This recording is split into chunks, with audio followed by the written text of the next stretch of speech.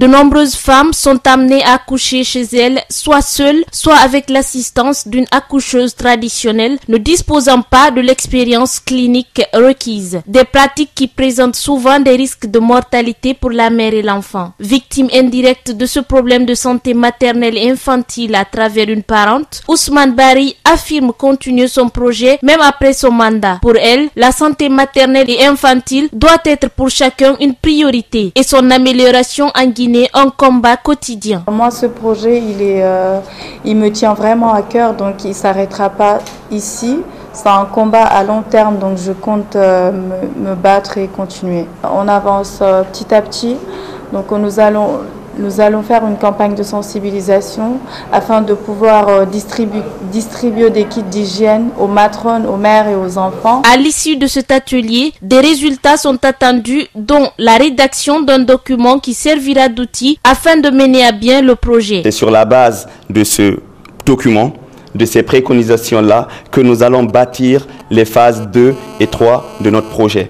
Nous attendons donc qu'à la fin de ce projet, qui n'est pas un projet d'une année, qui est un projet à long terme, qu'aucune femme ne meure en Guinée en donnant la vie. Ce projet comprend plusieurs phases. La première a pour objectif de faire une campagne de sensibilisation déjà en cours. La deuxième, elle, consiste à distribuer des kits d'hygiène aux femmes, jeunes mères et aux matrones dans les hôpitaux. Quant à la troisième, l'administrateur de l'AJGF explique en quoi elle consiste. La troisième composante de notre projet, qui est l'objectif de cet atelier aujourd'hui, c'est demander une question simple aux professionnels de santé. Simple et compliquée. Je dirais même une question très compliquée. La question qu'on va leur poser, c'est comment intégrer les matrones dans le système de soins.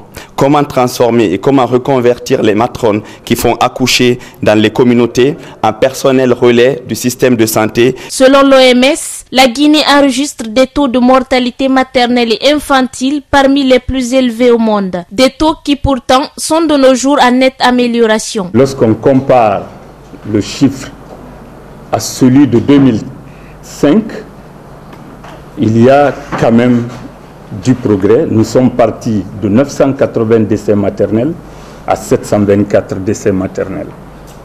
Donc le chiffre est encore très élevé et c'est vraiment inacceptable.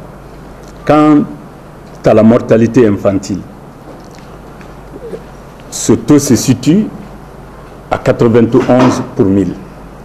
Ça aussi, de 2005 à 2012, le taux est parti de 120 à 91. Ça aussi, c'est un progrès significatif qui est amorcé dans le domaine de la mortalité infantile. Le projet a ainsi pour finalité la réduction de la mortalité maternelle et infantile via l'amélioration de la santé reproductive des femmes et le renforcement de la prise en charge des nourrissons au cours des premières heures de vie.